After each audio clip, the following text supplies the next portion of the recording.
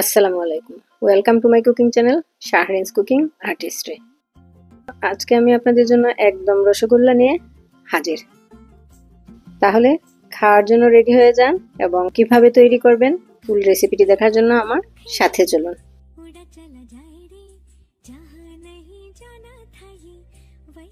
এখানে আমি নিয়ে নিলাম 1.5 লিটার দুধ, নিয়ে নিচ্ছি 3 টেবিল চামচ ভিনেগার ও 4 টেবিল চামচ পানি। এখন আমি দুধটাকে ভালো করে জাল করে নেব। বলক আসার সাথে সাথে আমি কিছুক্ষণ নেড়ে দেব, বেশি সময় আবার জাল করব না।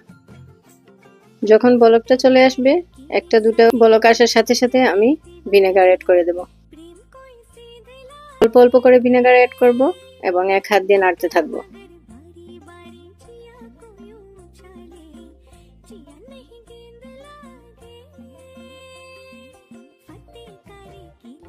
ছানাটা কেটে গেছে, সবুজ সবুজ একটা পানি বের হয়ে গেছে। যখন সবুজ সবুজ একটা পানি বের হবে তখন মনে করবেন যে ছানাটা একদম কেটে গেছে। এখন আমি ছানাটাকে ছেঁকে নরমাল পানি দিয়ে ভালো করে ধুয়ে নেব, না হলে ছানাটা শক্ত হয়ে যাবে।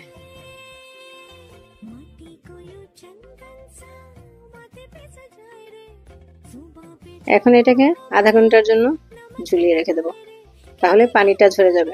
এদিকে আমি চিনি সিরাপ তৈরি করার জন্য নিয়ে নিচ্ছি 5 কাপ পানি, দিয়ে দিচ্ছি 1.5 কাপ চিনি। রসগোল্লা তৈরির জন্য চিনির ডাবল পানি দেওয়া লাগে। দিয়ে দিলাম 2টো এলাচ। এদিকে ছানাটা রেডি হয়ে গেছে। বাইন্ডিং এর জন্য দিয়ে দিচ্ছি 1 টেবিল চামচ ময়দা। এখন এটাকে খুব ভালো করে হাতের তালুর সাহায্যে মথে নেব। ছানার মিষ্টি যত বেশি মথা হবে এত বেশি সফট হবে এবং এর গায়ের মধ্যে কোনো ক্র্যাক পড়বে না, কোনো ফাটল দেখা দিবে না। ছানার মিষ্টি যদি ফেটে যায় তাহলে একদম ভেঙে গুঁড়ো গুঁড়ো হয়ে যাবে।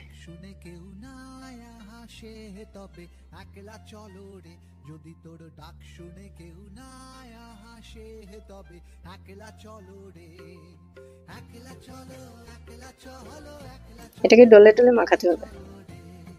ডোটা আমার একদম রেডি হয়ে গেছে এবং সফট একটা ডো তৈরি হয়েছে। এটাকে আমি সমান ভাগে ভাগ করে নিচ্ছি। এখন এক একটা বল দিয়ে এক একটা মিষ্টি তৈরি করব।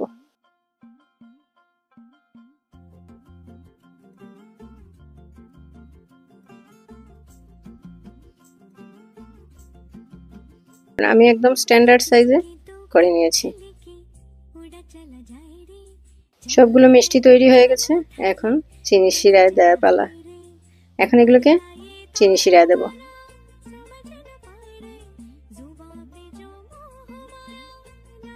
আমি সব মিষ্টিগুলো শিরার মধ্যে ছেড়ে দিচ্ছি এবং চিনি শিরাটা এখনো চুলার মধ্যে বসানো আছে।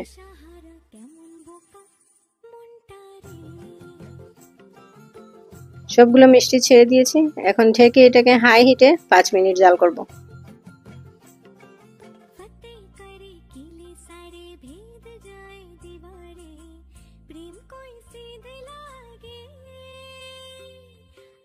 পাঁচ মিনিট পর দেখেন মিষ্টিগুলো একদম টসটসে বড় হয়ে গেছে এবং সবগুলো মিষ্টি শিরার উপরে উঠে গেছে। এখন আরো 5 মিনিট মিডিয়াম আঁচে জাল করব।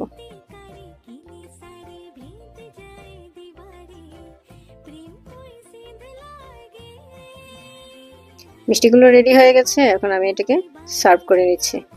রেসিপিটি যদি আপনাদের ভালো লেগে থাকে তাহলে অবশ্যই কমেন্ট করতে ভুলবেন না প্লিজ।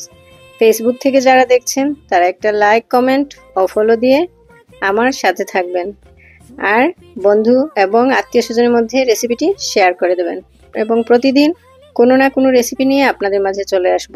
প্রতিদিনই আমার সাথে থেকে আমাকে উৎসাহিত করবেন এবং নতুন নতুন রেসিপি দেখার আমন্ত্রণ রইল। যে বা যারা যেখান থেকে আমার ভিডিওটি দেখছেন তাদেরকে অসংখ্য ধন্যবাদ। মিষ্টিটি খুবই সফট হয়েছে এবং ভেতর দেখেন একদম দানা দানা একটা ভাব, খুবই সফট। রেসিপিটি অবশ্যই ট্রাই করবেন এবং কেমন হলো কমেন্ট করতে ভুলবেন না প্লিজ। পরবর্তী রেসিপি দেখার আমন্ত্রণ রইল।